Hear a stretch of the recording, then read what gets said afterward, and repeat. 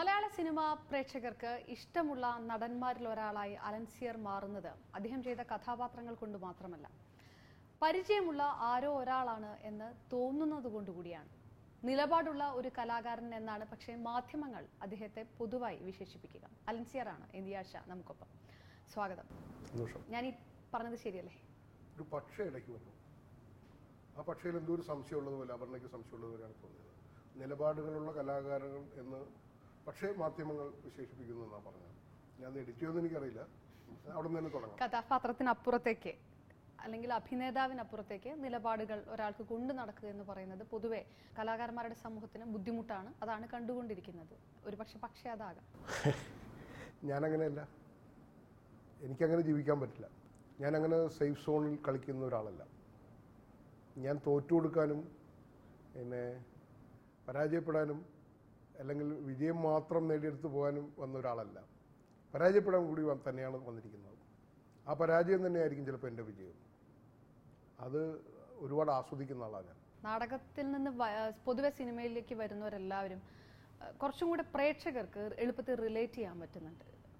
ഇതിനു മുമ്പ് മലയാള സിനിമയിൽ എത്തിയിട്ടുള്ള നാടകം എന്ന തട്ടകത്തിൽ നിന്ന് വന്ന പലരും പ്രേക്ഷകർക്ക് എളുപ്പത്തിൽ റിലേറ്റ് ചെയ്യാവുന്ന ആൾക്കാരായി കണക്കാക്കപ്പെടുന്നു. അതെന്തുകൊണ്ടായിരിക്കും?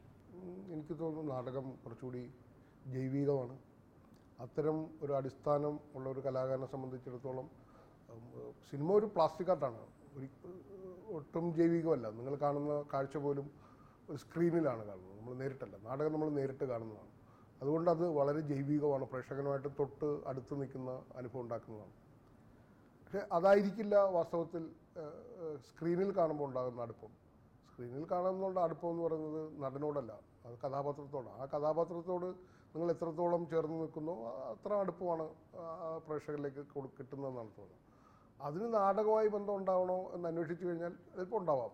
ഒരു നാടകം പഠിച്ച ഒരാളെന്നുള്ളത് നാടകത്തിൽ നിന്ന് കിട്ടിയ അനുഭവം തന്നെയാണ് സ്ക്രീനിൻ്റെ മുമ്പിൽ നമ്മൾ വെക്കുന്നത്.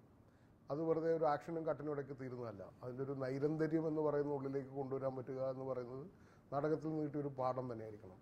ഒരു കഥാപാത്രത്തിൻ്റെ ഉള്ളറിഞ്ഞ് അഭിനയിക്കുക എന്ന് പറയുന്നത് അത് സ്ക്രീനിൽ അമിതമാകാതെ ചെയ്യാൻ പറ്റുന്നിടത്ത് പ്രേക്ഷകൻ ആ നാടക നടനെ സിനിമാ നടനായി നമ്മളുടെ ഒരാളായി സ്വീകരിക്കും. നാടകം ഈ കണ്ടുവന്ന ഒരു നാടകങ്ങളുടെ ഒരു ശൈലിയിൽ നോക്കുമ്പോൾ സിനിമ കുറച്ചുകൂടെ സ്വാഭാവികമായ ഒരു എക്സ്പ്രഷൻ ആയിട്ടും പുതിയ രീതി അനുസരിച്ച് ബിഹേവ് ചെയ്യുക എന്നുള്ളതാണ് സ്ക്രീനിന് മുന്നിൽ. ആക്ട് ചെയ്യേണ്ട നിങ്ങൾ പുതിയ സംവിധായകരൊക്കെ പുതുതലമുറയുടെ സംവിധായകർ നിങ്ങളോട് ആവശ്യപ്പെടുന്നത് നിങ്ങൾ ബിഹേവ് ചെയ്താൽ മതി, നിങ്ങൾ പെരുമാറിയാൽ മതി, നിങ്ങൾ പെർഫോം ചെയ്യേണ്ടതാണ്. തിയേറ്ററിൽ അത് പറ്റില്ല. തിയേറ്ററിൽ പെർഫോം ചെയ്തേ പറ്റും. അതൊരു പെർഫോമൻസ് ഏരിയ ആണ്.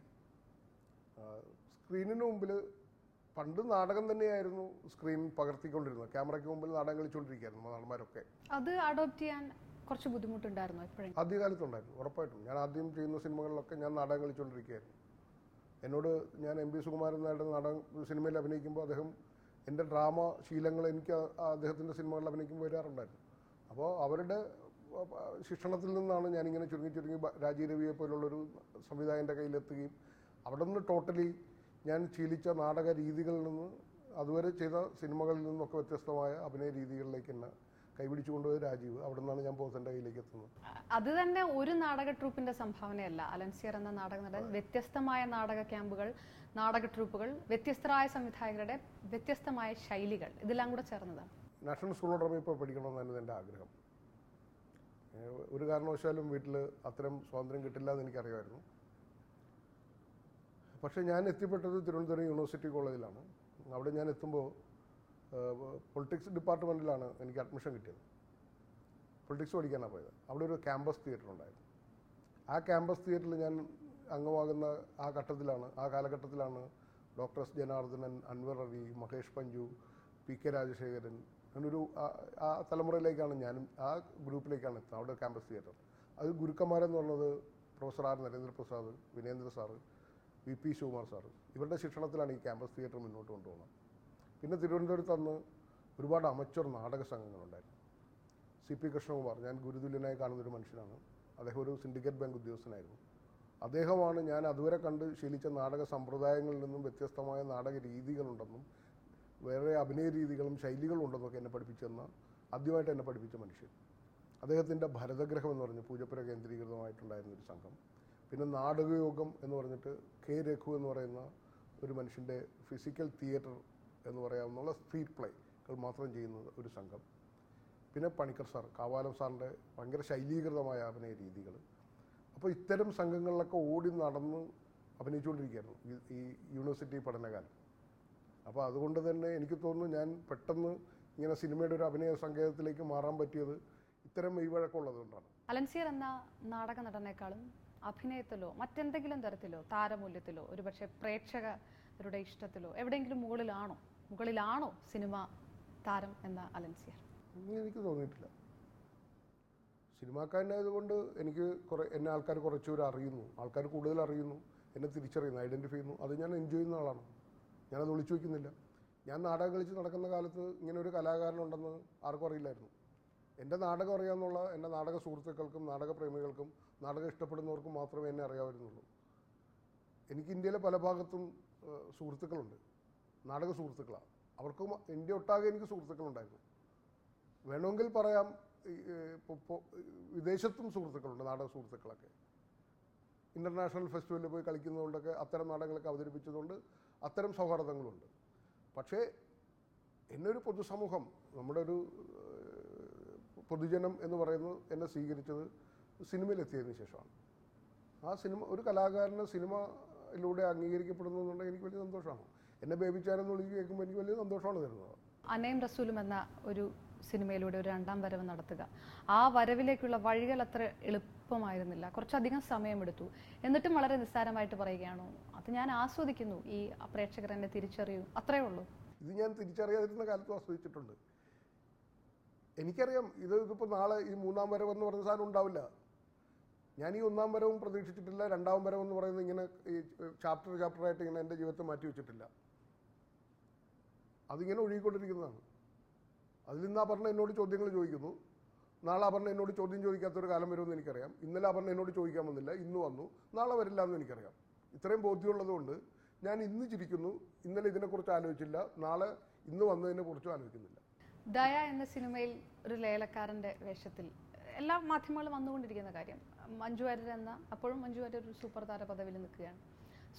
സുജാത എന്ന സിനിമയിൽ മഞ്ജു വാര്യരുടെ കൂടെ അഭിനയിക്കുമ്പോൾ ആ മിന്നിമറഞ്ഞു പോകുന്ന ഒരു കഥാപാത്രമല്ല അലൻസിയർ എന്ന ഒരു നടൻ. ഒരു പക്ഷേ ആ സിനിമയിലെ പക്ഷേ ഇല്ല സിനിമയിലെ പ്രധാന നടന്മാരിൽ ഒരാൾ. അത്ര ലഘുവായിട്ടാണോ ഒരു പക്ഷേ ഈ കടന്ന വഴികൾ, എന്താ പറയുക, അലൻസിയറുടെ പ്രതികാരം എന്ന രീതിയിലൊന്നും ഉള്ളിൽ വരാറ് പോലും? മലയാളത്തിൽ എനിക്ക് റെസ്പെക്റ്റ് തോന്നുന്ന കുറേ ആക്ടേഴ്സ് ഉണ്ട്. അതിലൊരാളാണ് മഞ്ജു വാര്യർ. അവരോടൊപ്പം ഒരു സീനിൽ ഒരു വർത്തമാനം പറഞ്ഞ് ഒന്നും നോക്കിപ്പോകാൻ പറഞ്ഞാൽ പോലും ഞാൻ അഭിനയിക്കും. അത് ചില നടന്മാരോടും ചില നടിമാരോടൊക്കെ എനിക്ക് അങ്ങനെ താല്പര്യമുണ്ട്. ഒരു ആക്ടർ എന്നുള്ള രീതിയിൽ അവരോടൊപ്പം നിൽക്കുന്ന ഒരു പ്രസൻസ് മതി. എൻ്റെ ഒരു ഒറ്റ നോട്ടം കൊണ്ട് തന്നെ ഒരു ആക്ഷൻ അവിടെ നിന്ന് ഒരു ആക്ഷൻ കണ്ടാൽ എനിക്കൊരു റിയാക്ഷൻ കൊടുക്കാൻ പറ്റുമെന്ന് വിശ്വാസമുള്ള ആളാണ് ഞാൻ. അതെൻ്റെ കോൺഫിഡൻ്റ് ആണ്. അതുകൊണ്ട് തന്നെ മഞ്ജുവിനോടൊപ്പമാണെന്ന് പറഞ്ഞപ്പോൾ എനിക്ക് ഭയങ്കര സന്തോഷമായിരുന്നു. ഞാൻ വരാം, എങ്ങനെയും വരാമെന്നൊക്കെയാണ്. പിന്നെ ഞാൻ മഞ്ജുവാണ് കൂടെ ഉള്ളതെന്ന് പറഞ്ഞത്. അങ്ങനെയാണ് ഞാൻ സുജാതയിലെത്തുന്നത്. സുജാതയിലെ ഷൂട്ട് നടക്കുമ്പോൾ മഞ്ജുവിനെ അറിയില്ല ഞാനാണ് ദയയിൽ പണ്ട് ലേലക്കാരനായിരുന്ന ആളെന്ന്. അതൊരു പത്രത്തിൽ വന്നൊരു ന്യൂസ് മഞ്ജുവിനെ കാണിച്ചു കൊടുത്തപ്പോഴാണ് 19 വർഷത്തിന് ശേഷം എന്നൊക്കെ പറഞ്ഞിട്ട് കേരള കൗമുദിയിൽ ഞാനും മഞ്ജുവായിട്ട് ഇരിക്കുന്ന ഒരു ഫോട്ടോ ലേലം വിളിക്കുന്നത്. അപ്പോൾ അയാളാണോ നിങ്ങളെന്നൊക്കെ ചോദിച്ചിട്ട് മഞ്ജു ഷോട്ട് എടുക്കുന്ന സമയത്ത് ഞാൻ മഞ്ജുവിനോട് പറഞ്ഞു, എൻ്റെ ഷോട്ടുകളായിരുന്നു ആദ്യം എടുത്തുകൊണ്ടിരിക്കുന്നത്. നമ്മളിങ്ങനെ ഇരുന്ന് കോൺവെർസേഷൻ പോലെ ഒരു ഇൻ്റർവ്യൂ പോലുള്ളൊരു സാധനമാണ്. അപ്പോൾ എൻ്റെ ഷോട്ട് കഴിഞ്ഞിട്ട് ഇനി മഞ്ജുവിൻ്റെ റിയാക്ഷൻസ് എടുക്കുക. അപ്പോൾ ഞാൻ പറഞ്ഞു, ഇതാണ് സംഭവിക്കാൻ പോകുന്നത്, ഇതാണ് ഇനി പ്രേക്ഷകൻ കാണാൻ പോകുന്ന വിഷ്വൽസ്. ഇത് ബാക്കിയൊക്കെ ഞാൻ പറഞ്ഞു കഴിഞ്ഞു. ഇത് എഡിറ്റ് ചെയ്യപ്പെടാം. ഇനി സ്ക്രീനിൽ കാണാൻ പോകുന്നത് ഞാൻ പറയുന്ന വോയിസ് ഓവറും മഞ്ജു എന്ന് പറയുന്ന വലിയ നടിയുടെ റിയാക്ഷൻസും ആയിരിക്കും കാണിക്കാൻ പോകുന്നത്. ഇതെനിക്ക് നല്ലോണം അറിയാം എന്ന് ഞാൻ പറഞ്ഞു, തമാശ രൂപേണ പറഞ്ഞു. കാരണം ഞാൻ അന്ന് 19 കൊല്ലത്തിന് മുമ്പ് ദയയിൽ അഭിനയിക്കുമ്പോൾ എനിക്കുണ്ടായ എക്സ്പീരിയൻസാണ് ഞാൻ പറഞ്ഞത്. ഞാൻ ആ സിനിമ കഴിഞ്ഞപ്പോൾ ഞാൻ വിചാരിച്ചു അന്നത്തോടുകൂടി ഞാൻ ഇങ്ങനെ ഭയങ്കര കക്ഷിയായി മാറുമെന്നാണ് വിചാരിച്ചത്. ഞാൻ ലേലം വിളിക്കുന്നു, കയറുന്നു, അങ്ങോട്ട് വിളിക്കുന്നു. എന്നോട് വേണു പറയുന്നത്, ഈ ഇരിക്കുന്ന രാജസ്ഥാനിൽ നിന്ന് വന്ന ഏതോ ഗ്രാമങ്ങളിൽ നിന്ന് വന്ന ഒട്ടകം, അവിടുത്തെ ജൂനിയർ ആർട്ടിസ്റ്റുകൾ, പിന്നെ ഗ്രാമീണർ, അവരെയൊക്കെ ഞാൻ ഈ റാമ്പിൻ്റെ മുന്നിലേക്ക് കൊണ്ടുവരണം, വിളിച്ചുണർത്തി കൊണ്ടുവരണം, അപ്പോൾ പെർഫോം ചെയ്യണം. ഞാൻ കയറി അങ്ങ് പെർഫോം ചെയ്തു. അത്ഭുതം. ഒട്ടകം, രാജസ്ഥാനിൽ നിന്ന് വന്ന ഗ്രാമീണർ ഉൾപ്പെടെ ഈ റാമ്പിൻ്റെ ചുറ്റും എൻ്റെ ബഹളം കേട്ട് കൂടി. അപ്പോൾ ഇത് കഴിഞ്ഞ് കൈയടിച്ചു, പിരിഞ്ഞു, സൂര്യൻ അസ്തമിച്ചു. ഞാൻ എൻ്റെ ഭാര്യയോട് വീട്ടിൽ വന്നിട്ട് പറഞ്ഞു, ഈ സിനിമ റിലീസാകുന്നതോടുകൂടി ഞാൻ സ്റ്റാറാണ്. ഞാൻ ഡബ്ബിങ്ങിന് പോയി. ഡബ്ബിങ്ങിന് ചെല്ലുമ്പോഴും ഞാൻ നല്ല ആത്മവിശ്വാസത്തോടെ എന്നെ ഇപ്പോൾ കാണാമെന്ന് വിചാരിച്ചാണ് ചെന്നത്. ചെന്നപ്പോൾ കാണുന്നത് ഞാൻ റാമ്പിലേക്ക് കയറുന്നത് കാണാം, 2 ഡയലോഗ് പറയുന്നത് കേൾക്കാം. ഇത് കഴിഞ്ഞിട്ട് പിന്നെ ഞാനിങ്ങനെ ഇതിൻ്റെ ചുറ്റും ഇങ്ങനെ ഓടുക. എവിടെയോ മഞ്ജു വാര്യർ ഇങ്ങനെ ലാസ്യവതിയായി ഇങ്ങനെയൊക്കെ നിന്ന് ഇങ്ങനെ അവരുടെ പെർഫോമൻസ് ഇങ്ങനെ നടക്കുന്നുണ്ട്. അവരാണ് സ്ക്രീനിൽ മൊത്തം. ഞാനിങ്ങനെ സൈഡിലൂടെയൊക്കെ അങ്ങോട്ടും ഇങ്ങോട്ടൊക്കെ ഫ്രണ്ടിലൂടെയൊക്കെ പാസ് ചെയ്യും. ഈ അനുഭവം ഉള്ളതുകൊണ്ടാണ് ഞാൻ മഞ്ജുവിനോടൊപ്പം ഇരുന്ന് ഡയറക്ടറോടും പറഞ്ഞത്, എനിക്കറിയാം ഞാനിപ്പോൾ പറഞ്ഞതൊക്കെ വോയിസ് ഓവറിൽ കേൾക്കുകയും സിനിമ വരുമ്പോൾ മഞ്ജു വാര്യരുടെ ഈ റിയാക്ഷൻ ആയിരിക്കും നാളെയും സംഭവിക്കാം. പക്ഷേ അലൻസിയർ എന്ന് പറയുന്ന നടൻ ഒരു പക്ഷേ 19 വർഷത്തെ തമാശയാണ്. അല്ല, തമാശയായിട്ട് തന്നെ ആ തമാശ മുഴുവൻ അംഗീകരിച്ചുകൊണ്ട് ആ 19 വർഷം മുമ്പുള്ള അലൻസിയർ അല്ല ഇപ്പോൾ. അലൻസിയറെ എങ്ങനെ കാണണം? അല്ല, അത് എന്നൊരു നടൻ എന്നുള്ള രീതിയിൽ അവഗണിച്ചു എന്നുള്ളതല്ല, 19 വർഷത്തിന് മുമ്പും. അതാണ് നമ്മുടെ ഇൻഡസ്ട്രിയുടെ സ്വഭാവം. അത് പ്രേക്ഷകൻ ആവശ്യപ്പെടുന്നതാണ്, അല്ലെങ്കിൽ ആ സ്ക്രിപ്റ്റ് ആവശ്യപ്പെടുന്നതാണ്. എൻ്റെ ഒരു ലേലക്കാരൻ്റെ ഓട്ടവും ലേലക്കാരൻ്റെ വാചികാഭിനയം അല്ല അവിടെ ആവശ്യം. ആ ക്യാരക്ടറെ എങ്ങനെയാണോ പ്രേക്ഷകൻ്റെ മുന്നിൽ എത്തിക്കേണ്ടതെന്നുള്ളതാണ് MD എഴുതി വെച്ചേക്കുന്നത്.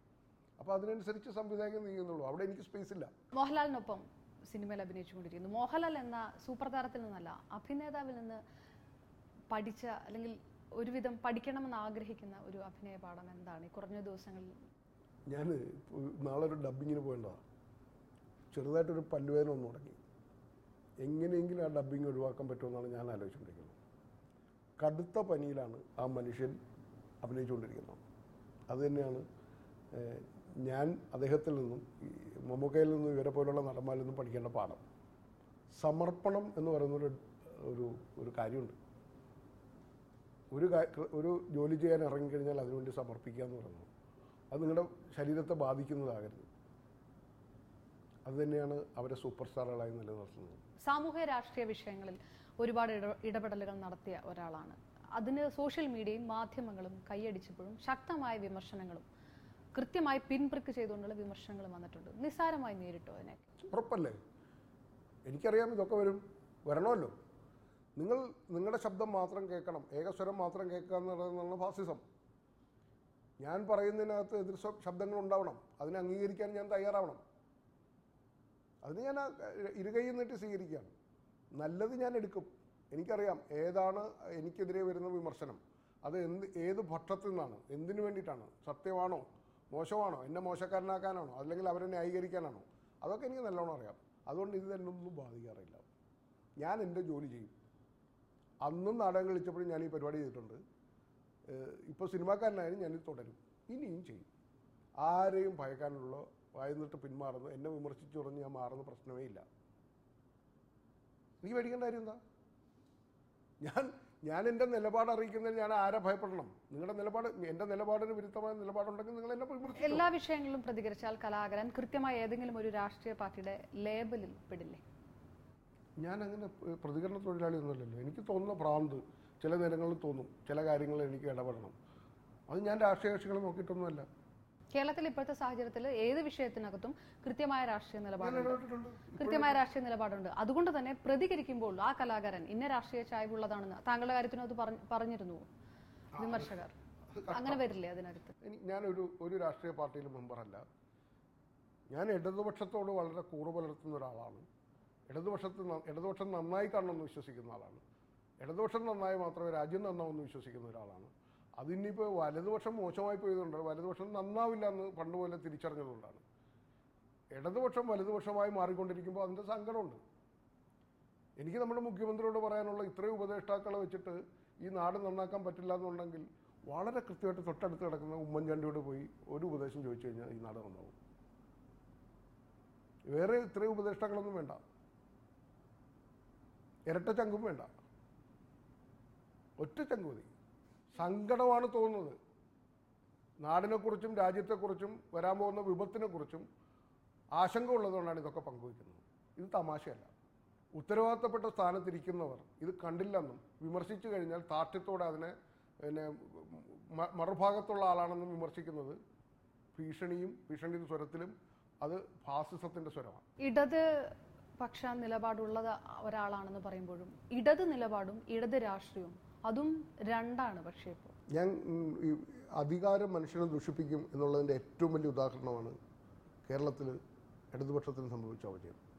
അധികാരം ദുഷിപ്പിക്കും. നിങ്ങൾ ഇതിൻ്റെ ഒരു MD ആയിട്ടിരുന്നു കഴിഞ്ഞാൽ നിങ്ങൾ ദുഷിക്കും.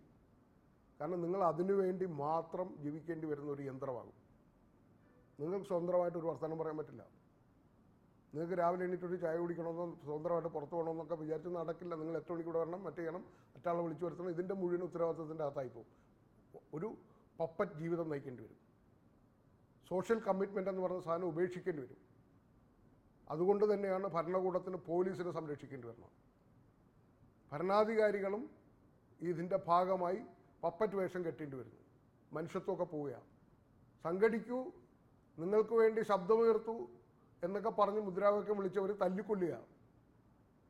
എന്നിട്ട് ഇത്തരം കാക്കി വേഷങ്ങളെ ന്യായീകരിക്കുക. നമുക്ക് വികസനം വരണ്ടേ? പക്ഷേ എന്താണ് വികസനം എന്നുകൂടി പറഞ്ഞു തന്നാൽ ഞാൻ അതിന് ഉത്തരം പറയാം. വലിയ പദ്ധതികൾ വരണം, പ്രോജക്റ്റുകൾ വരണം, നമുക്ക് സൗകര്യങ്ങൾ വരണം. അപ്പോൾ നമ്മളെങ്ങനെ മനുഷ്യനെ വിട്ടിട്ട് ഇവർ ആർക്ക് വേണ്ടിയാണ് ഇതുവരെ വാദിച്ചുകൊണ്ടിരുന്നത്? തൊഴിലാളികൾക്ക് വേണ്ടിയിട്ട്. ഈ അടിസ്ഥാന വർഗത്തെ മറകടിയാണെന്നുള്ളത് ഇവിടെ നിങ്ങൾ ഈ മദ്യനിരോധനത്തെ കുറിച്ചൊക്കെ പറഞ്ഞ് വർത്താനം വലിയ വാചാനം പറഞ്ഞല്ലോ.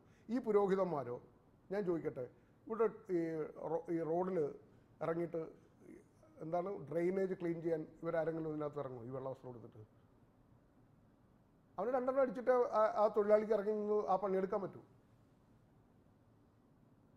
ഈ അച്ഛന്മാരോ ഈ ഗാന്ധിയന്മാരോ ഇതിനകത്ത് ഇറങ്ങി പണിയെടുക്കോ? പക്ഷെ മദ്യം നിരോധിക്കണ്ടേ? സാധാരണ മനുഷ്യനെ കൊല്ലുന്ന ഒന്നായി ആദ്യം നിരോധിക്കേണ്ടതെന്ന് പറയട്ടെ. മനുഷ്യന് വേർതിരിക്കുന്ന, ജാതിയും മതവും പറഞ്ഞ് വേർതിരിക്കുന്ന ഇത്തരം രീതികൾ നിരോധിക്കുക. പിന്നെ മദ്യം വലിയ വിപത്തൊന്നും ഉണ്ടാക്കുന്നില്ല ഈ ലോകത്ത് എന്ന് ഞാൻ വിശ്വസിക്കുന്നുമില്ല. മനുഷ്യരെ കൊല്ലുന്നതിനേക്കാൾ വലിയ വിപത്തൊന്നുമില്ല. ജാതിയും രാഷ്ട്രീയവും പറഞ്ഞ് 38 വെട്ടോ 58 വെട്ടി കൊല്ലുന്നതിനേക്കാൾ വലിയ വിപത്തൊന്നും ഇവിടെ ഒരു മദ്യം കുടിച്ചിട്ട് ഒരുത്തനും ചെയ്യുന്നില്ല. കൂടെ നിൽക്കുന്നവനെ, കൂടെ കിടന്നിറങ്ങുന്നവനെയാണ് ഈ ചെയ്തുകൊണ്ടിരിക്കുന്നത്. അഭിപ്രായ വ്യത്യാസത്തിൻ്റെ പേരില്ല. എല്ലാ രാഷ്ട്രീയ പാർട്ടികളെയും ഒരുപോലെ വിമർശിച്ചാൽ ആര് കൂടെ കാണും? കലാകാരൻ ആരെയും പ്രതീക്ഷിച്ചിട്ടല്ലേ ചെയ്യുന്നത്. അങ്ങനെ പ്രതീക്ഷിക്കുകയാണെന്നുണ്ടെങ്കിൽ ഞാൻ അതിൻ്റെ ആ പ്രസ്ഥാനത്തിൻ്റെ ഭാഗമായിട്ട് പിന്നെ മെമ്പർഷിപ്പ് എടുത്ത് അതിനകത്ത് മുദ്രാവാക്യം വിളിച്ചു നടക്കണ്ടേ? ഞാൻ ഇന്നൊരു ബസ്സിന് കല്ലെറിഞ്ഞിട്ടില്ല. പ്രതികരിക്കേണ്ട ഒരു 100 വിഷയങ്ങളിൽ ഓരോ ദിവസവും ഉണ്ടായിക്കൊണ്ടിരിക്കുന്നു. മാധ്യമങ്ങൾ എല്ലാ ദിവസവും ചർച്ചയ്ക്ക് എടുക്കുന്നു. 2 ദിവസം കഴിയുമ്പോൾ മാധ്യമങ്ങൾ അത് ഉപേക്ഷിക്കുന്നു. കലാകാരന്മാരുടെ സമൂഹം ഒരുപക്ഷെ പഴയ കാലങ്ങളിൽ നിന്ന് കമ്പയർ ചെയ്ത് നോക്കുമ്പോൾ കഴിവതും ഡിപ്ലോമാറ്റിക്കായിട്ട് മിണ്ടാതിരിക്കുക എന്നുള്ളൊരു തത്വം ഭൂരിപക്ഷവും സ്വീകരിക്കുന്നു. എന്തുകൊണ്ട്? അതവരോട് തന്നെ ചോദിക്കണം എന്തുകൊണ്ടാണ്. ഞാൻ ചെറുപ്പക്കാരായ എൻ്റെ സുഹൃത്തുക്കൾ സിനിമയിൽ അഭിനയിക്കുന്നവരോടൊക്കെ പറഞ്ഞു, ഒന്ന് പത്രങ്ങൾ എടുത്ത് വായിച്ചു നോക്കണേ. ഹാപ്പി ബർത്ത്ഡേ എന്നൊക്കെ പറഞ്ഞടിക്കുന്നതിന് പകരം ഒരു പത്രമെങ്കിലും എടുത്ത് വായിച്ചു നോക്കുക. എൻ്റെ അമ്മൂമ്മയൊക്കെ ഞങ്ങളുടെ നാട്ടിൻപുറത്ത് എൻ്റെ അപ്പൂപ്പനൊക്കെ പണ്ട് ഈ സ്വാതന്ത്ര്യ സമരത്തിൽ പങ്കെടുത്തിട്ടുണ്ട്. അത് കഴിഞ്ഞ് അമ്മൂമ്മയൊക്കെ അമ്മയുടെ അമ്മയൊക്കെ പങ്കെടുത്തത് വിമോചന സമരമാണ്. ഏറ്റവും വൃത്തികെട്ട സമരം. ഞാൻ ഇവന്മാരോട് പറഞ്ഞു, ഒരു വിമോചന സമരത്തിലെങ്കിലൊക്കെ പങ്കെടുക്കാനുള്ള അറിവുണ്ടാക്കി വെക്കുക. അതില്ലാത്ത തലമുറയാണ് ഇവിടെ വന്നുകൊണ്ട് അവനവനെക്കുറിച്ച് മാത്രം ചിന്തിക്കുന്നു. സ്വന്തം നാവരിയുമ്പോഴും ഈ നിൽക്കുന്ന സേഫ് സോൺ ഇല്ലാതെ ഇടിഞ്ഞു പൊളിഞ്ഞ് താഴോട്ട് പോകുമ്പോഴാണ് വിവരം അറിയാൻ പോകണം. അപ്പോൾ അയ്യോ എന്ന് വില വിളിക്കും. ആരും ഉണ്ടാവില്ല. ഈ രാഷ്ട്രീയ പാർട്ടികളുടെ ഈ ഫാസിസം, ഈ വേർതിരിവ്, അല്ലെങ്കിൽ ഈ ഉച്ചനീചത്വം, ഇത് കൃത്യമായിട്ട് സിനിമയിലുണ്ട്. അപ്പോൾ പ്രതിഷേധം സിനിമയ്ക്ക് അകത്തുള്ള വിഷയങ്ങളിലൊന്നും ആരുടെ ഉണ്ടാവുന്നില്ല, പുറത്തുള്ള കാര്യങ്ങൾ മാത്രമേ ഉള്ളൂ. ഉണ്ടാവും. ഞാനിപ്പോൾ എൻ്റെ രീതിയിൽ പ്രതികരിക്കാമെന്നുള്ള സ്ഥലത്ത് എനിക്ക് ചെയ്യാൻ പറ്റും. അപ്പം ഞാൻ അഭിനയിക്കുന്ന എനിക്കിഷ്ടമില്ലാത്ത സിനിമകളിൽ ഞാൻ അഭിനയിക്കുന്നുണ്ട്. അതെൻ്റെ ഒരു, നിങ്ങൾ നേരത്തെ പറഞ്ഞ പോലെ അനുസരിച്ച പ്രതികാരമാകാം, ചിലപ്പോൾ ചിലരോടുള്ള സൗഹാർദ്ദമാകാം. ഞാൻ അങ്ങനെ തിരഞ്ഞെടുത്ത ഒരാളാണ്. ഞാനൊരു വേശ്യയായി ജീവിക്കാൻ തീരുമാനിക്കുന്നിടത്തോളം ഞാൻ പ്രീസ്റ്റിനോട് മാത്രം കിടക്കും, അല്ലെങ്കിൽ തൊഴിലാളിയോടെ കിടക്കില്ല എന്ന് തീരുമാനിക്കാൻ എനിക്ക് പറ്റില്ല. ഞാനിതിനെ പ്രൊഫഷണലായിട്ടാണ് ഇപ്പോൾ എടുത്തിരിക്കുന്നത്, സിനിമ അഭിനയം. അതുകൊണ്ട് ഞാൻ മോശപ്പെട്ട സിനിമയും, ഞാനൊരു ചുമട്ടുതൊഴിലാളിയെ പ്രൊഫഷണൽ എടുത്തു കഴിഞ്ഞാൽ കന്യാമറത്തിൽ മാത്രമേ സിമെൻ്റ് ഇറക്കൂ, വേശ്യാലയത്തിൽ സിമെൻ്റ് ഇറക്കില്ല എന്ന് എനിക്ക് പറയാൻ പറ്റില്ല. ഇതെൻ്റെ പ്രൊഫഷനാണ്. ഏറ്റവും കൂടുതൽ പ്രശ്നങ്ങൾ ഉണ്ടാകുമ്പോൾ ഏറ്റവും കൂടുതൽ നിശബ്ദത ഉള്ളിൽ കീപ്പ് ചെയ്യുന്ന വിഭാഗമാണ് സിനിമ ഇൻഡസ്ട്രി എന്ന് പറഞ്ഞാൽ. എല്ലാ സ്ഥലത്തും ഇതൊക്കെ തന്നെയാണ്. മലയാളത്തിൽ മാത്രമൊന്നുമല്ല. തമിഴിലാണ് കുറച്ചുകൂടി വ്യത്യാസം എനിക്ക് തോന്നുന്നു. അവർ കുറച്ചുകൂടി റിയാക്ട് ചെയ്യും. അവർ മനുഷ്യരോട് അടുക്കുന്നുണ്ട്. അതുകൊണ്ട് തന്നെയാണ് അവരൊക്കെ എന്തെങ്കിലും അസുഖം വന്നാൽ നാട്ടുകാരൊക്കെ പോയി ആത്മഹത്യ ചെയ്തതാണ്. അത്രയും സ്നേഹമുള്ളതുകൊണ്ടാണ്. ഇവിടെ ഒരു സിനിമാ നടൻ പിന്നെ തൂങ്ങിച്ചത്തെന്ന് പറഞ്ഞാൽ ആത്മഹത്യയൊന്നുമില്ല. എത്ര ഫാൻസ് അസോസിയേഷനുകളുണ്ട്, എത്ര വലിയ ഫാനായ പോലും. പക്ഷേ എന്തുകൊണ്ടാണ് അവർ മറ്റത് അങ്ങനെ സംഭവിക്കുന്നതെന്ന് ആലോചിക്കുമ്പോൾ എനിക്ക് തോന്നിയിട്ടുള്ളത്, അവർ നാടിൻ്റെ ഒരു ഇഷ്യൂ വരുമ്പോൾ അവരെല്ലാവരും ഒറ്റക്കെട്ടായി നാടിന് വേണ്ടി ഇറങ്ങുന്നുണ്ട്. ഇവിടെ അത് സംഭവിക്കുന്നില്ല. ഇവിടെ അവനവൻ്റെ കാര്യത്തിന് വേണ്ടി മാത്രം. സിനിമ എന്ന മേഖലയിൽ മറ്റു മേഖലകളിൽ ഇല്ല എന്നല്ല, ഒരുപക്ഷെ പ്രശസ്തിക്കും പണത്തിനുമൊപ്പം തന്നെ സ്ത്രീകളെ ദുരുപയോഗം ചെയ്യപ്പെടുകയും അതിന് സ്വയം വഴങ്ങിക്കൊടുക്കുകയും ചെയ്യുന്ന സ്ഥിതി അത് സിനിമ തന്നെ സിനിമയാക്കി മുന്നിൽ എത്തിച്ചിട്ടുണ്ട്. അതുകൊണ്ട് അത് എടുത്തു പറയേണ്ടി വരുന്നു. ഈ കാര്യങ്ങൾ ഇപ്പോൾ തുറന്നു പറയുന്നു. കൂടുതൽ പ്രത്യേകിച്ച് വനിതാ താരങ്ങൾ അത് തുറന്നു പറയുന്നു. കാസ്റ്റിംഗ് കൗച്ച് അടക്കമുള്ള കാര്യങ്ങൾ. സിനിമയ്ക്ക് മാറ്റം ഉണ്ടാവുന്നില്ലേ ആ കാര്യത്തിലൊന്നും? കന്യാസ്ത്രീ പടത്തിലും ഇപ്പോഴും പിന്നെ കന്യാസ്ത്രീകൾ കിണറ്റിലൊക്കെ പോകണം മരിക്കുന്നുണ്ട്. നിങ്ങൾ എന്തിനാണ് സിനിമാക്കാരെ മാത്രം ഇത് പറയുന്നത്? പീഡനം മുഴുവൻ സിനിമാക്കാരുടെ മേലിൽ ആലോചിക്കേണ്ട കാര്യമൊന്നുമില്ല. എല്ലാ മേഖലയിലും ഉണ്ട്. നിങ്ങളുടെ പത്രപ്രവർത്തന മേഖലയിലില്ലേ, നിങ്ങളുടെ ഈ മാധ്യമ പ്രവർത്തന മേഖലകളിലില്ലേ ഈ സാധനങ്ങളൊക്കെ? പ്രശസ്തി കൂടുമ്പോൾ സ്വകാര്യത കുറയും. അത് സ്വാഭാവികമായിട്ടുള്ള കാര്യമാണ്. ആ മേഖലയ്ക്ക് പ്രശസ്തി ഉണ്ടെങ്കിൽ സ്വാഭാവികമായിട്ട് മറ്റു ഞങ്ങളുടെ സ്വകാര്യത ഞങ്ങൾക്ക് തരൂ.